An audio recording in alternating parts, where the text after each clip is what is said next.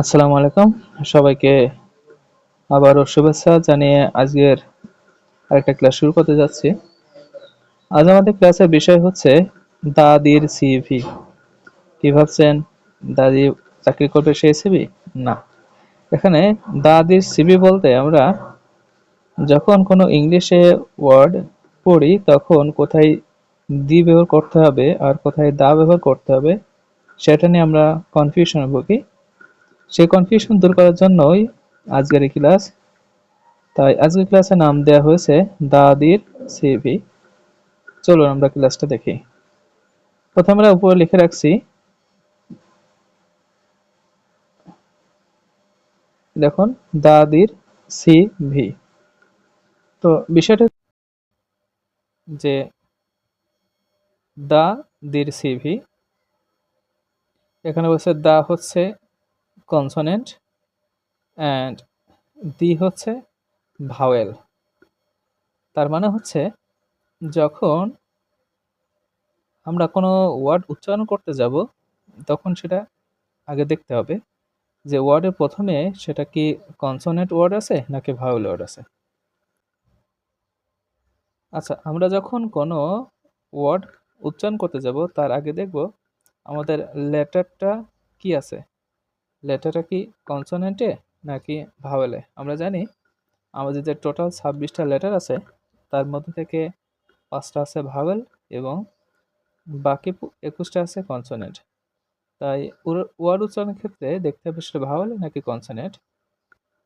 তো আমরা দেখি প্রথম নিয়মে কি আছে।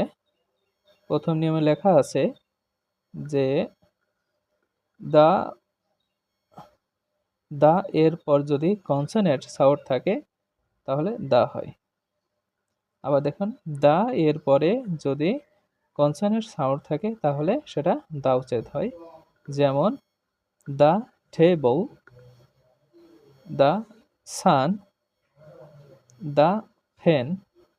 তো আমরা এই যে ওয়ার্ডগুলো দেখলাম এই ওয়ার্ডগুলোর প্রত্যেকটার আগে টি, এস এবং ফি আছে, যেগুলো সবই কনসোনেন্ট, যার কারণে প্রত্যেকটার আগে দা উচ্চারণ করতে হবে।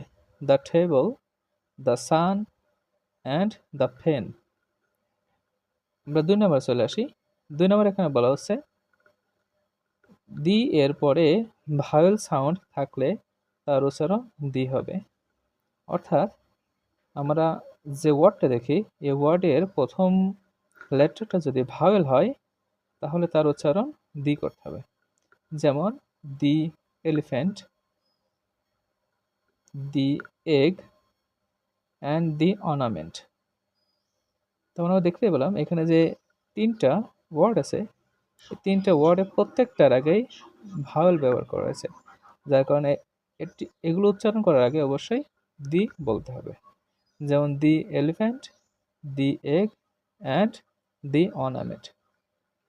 তো আশা করব এরপর থেকে আপনারা যখন কোনো কিছু উচ্চারণ করতে যাবেন তখন অবশ্যই এটা মাথায় রেখে উচ্চারণ করবেন, দেখবেন আপনার যে দা এবং দি যে সমস্যাটা ইনশাল্লাহ কেটে যাবে। তো আজকের মতো এখানে ক্লাস শেষ করছি। সবাইকে সাথে থাকার জন্য ধন্যবাদ এবং আগামী ক্লাস দেখার জন্য সবাইকে স্বাগত জানাচ্ছি। আসসালামু আলাইকুম। আল্লাহ হাফেজ।